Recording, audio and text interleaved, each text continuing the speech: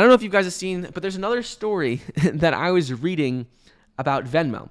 So a couple years back, Venmo, there was a lot of talk about what was going on with how they protect their consumers in the app.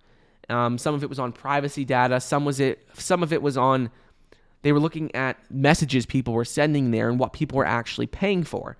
And the government was looking into that. But now the Consumer Protection Agency is investigating Venmo's collection practices.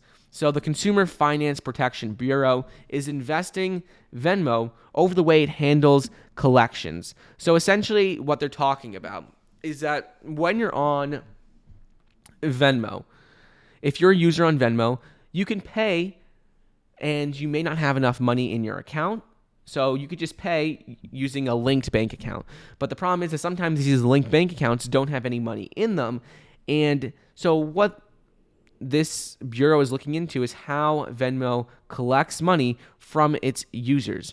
So what happens is right now, Venmo has a lot of different ways they collect money. So like I said, when people pay a friend, and they don't have all the money in their account, in their Venmo balance, they have the connected bank account. That's one way that they look at connecting money. But also, in the past, if someone was scammed or there was fraudulent activities and it wasn't related to you, so let's say your account got hacked, well, then they would still require these users to pay, and they would just automatically collect the money and charge the people's bank accounts, even if it was someone hacked their Venmo account. So right now, there's a lot going on here, and I don't think it'll affect any users too much because a lot of people trust Venmo. Venmo's user base has grown to nearly 70 million people at the end of 2020.